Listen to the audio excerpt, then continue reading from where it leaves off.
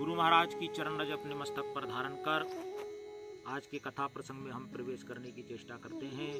हनुमंतलाल महाराज की जैसी अनुकंपा और कृपा होगी सने सने कथा के प्रसंगों को हम स्पर्श करेंगे। कल कथा प्रसंग में गुरु वाक्यों की महत्ता के संदर्भ में हम व्याख्यान कर रहे थे। कथा के उपरांत एक भक्त ने पूछा कि महाराज गुरु दीक्षा क्या है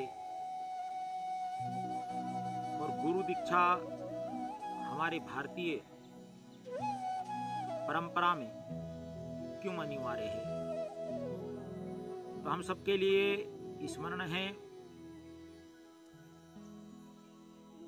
और मालूम ही है और हम ये जानते हैं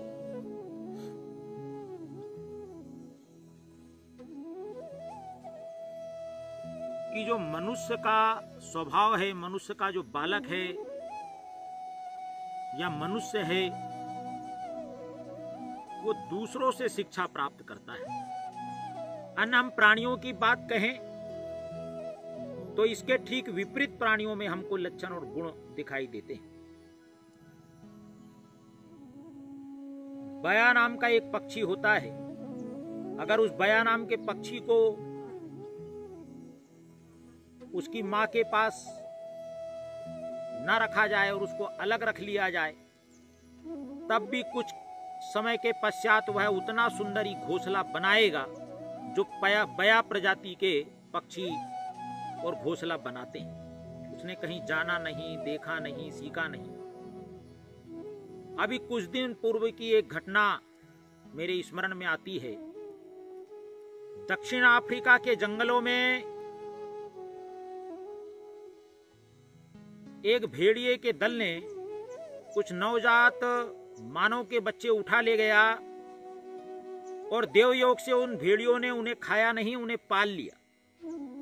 अभी कुछ दिन पीछे शिकारियों का एक दल जंगल में शिकार करने के लिए गया तो इन खूंखार जानवरों की माद में गुफे में मनुष्य के बच्चे देखकर बड़ा अचंभित और आश्चर्यचकित हो गए। उन्होंने उन बच्चों को पकड़ा और लेकर आए तो देखा जैसे भेड़िए घुर्राते थे, भेड़िए चलते थे, भेड़िए जो खाते हैं वही बच्चे वो खाते थे। यानी जिसके संसर्ग में मनुष्य रहता है वो वैसा बन जाता है। अन्य प्राणियों में हम देखते हैं किसी भी पशु का बच्चा होता है तो तत्काल चलने लगता है, खड़ा हो जाता है। और मनुष्य का बच्चा अन्य चीजें तो क्या, दूध पीने के लिए भी पहले उसे माता के स्तन को बताना पड़ता है।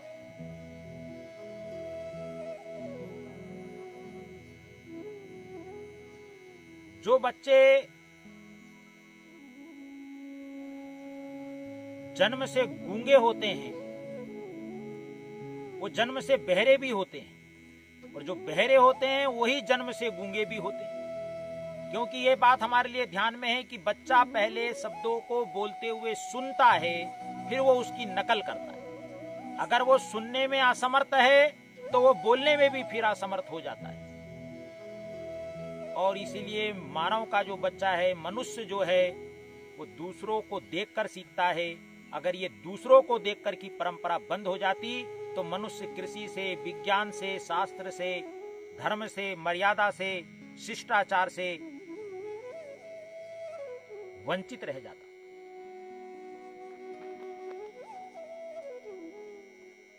और इसलिए माँ बाप के सानिध्य में जब बच्चा बड़ा होता है तो प्रथम गुरु माँ कही जाती है। और जब उसकी अवस्था बड़ी हो जाती है तो निश्चित ही अति मोह के कारण से माता पिता उसे वह संस्कार और दीक्षा नहीं दे सकते जो उसके जीवन को उत्कृष्ट बनाने के लिए अनिवार्य है। और इसलिए गुरु होना जीवन में अनिवार्य है। और हमारे भारतीय संस्कृति में गुरु दीक्षा और गुरु के महत्ता को यह भारतीय दर्शन प्रतिपादित करता है। क्योंकि अति मोह और स्नेह के कारण माँ बाप अपने बच्चों के उस पक्ष को नहीं देख सकते जो परिमर्जन के लिए आवश्यक है, वो संस्कार प्रबल हो जाते हैं। उन दिन तक तो ध्यान में नहीं आता, जब वो बालक बड़ा होता है तब वो कुसंस्कारों की चपेट में आ गया। ऐसा लंबा समय व्यतीत होने के बाद फिर माँ बाप को ध्यान आता है, तब तक काफी देर हो गई होती है। और जीवन में यदि गुरु हुआ तो उन दोषों को वो सने सने उखाड़ कर फेंक देता है, जैसे कोई माली और कुशल माली अपने बगीचे को संवारता है। यदि हमें एक सुंदर बगीचा तैयार करना हो तो एक कुशल माली का होना अनिवार्य है। किन वृक्षों में अधिक पानी भरा गया, उससे पानी बाहर निकाल कर फेंकना है। किन वृक्षों में पानी देना है, उसको पानी देने की आवश्यकता है। बगीचे में जिन पौधों को, जिन झाड़ झंडू को हम नहीं उगने देते, वो उग गए हैं तो उखाड़ कर फेंकना है। और दिशा देने के लिए वृक्षों को कौन सी टहनी काट कर फेंकनी है, ये वो कुशल माली जानता है। ऐसे ही वो सद्गुरु की आवश्यकता है, जो जीवन में पूर्व कुसंस्कारों को, वर्तमान कुसंस्कारों को उखाड़ कर फेंकने की क्षमता रखता हो। इसलिए हमारे ऋषि मुनियों ने दिव्य चक्षुओं से देखा और इस बात की घोषणा की कि माँ यदि ब्रह्मा है तो पिता विष्णु है, और यदि पिता विष्णु है तो गुरु शंकर है। क्योंकि माता जन्म देती है तो ब्रह्मा है, और पिता पोषण करते हैं, पालन करते हैं, सुख सुविधाओं का ध्यान रखते हैं तो वो विष्णु है। और यदि कोई दोषों को और कुसंस्कारों को उखाड़ फेंकने का सामर्थ्यता रखता है तो वो शंकर है, और इसलिए गुरु को उपाधि शंकर की। और इसलिए पूर्व भारतीय परंपरा में हम देखते हैं कि प्रत्येक माँ बाप अपने बालक को महापुरुष बनाने की चेष्टा रखते थे। महापुरुष मेरा बालक बने, ऐसी आकांक्षा रखते थे।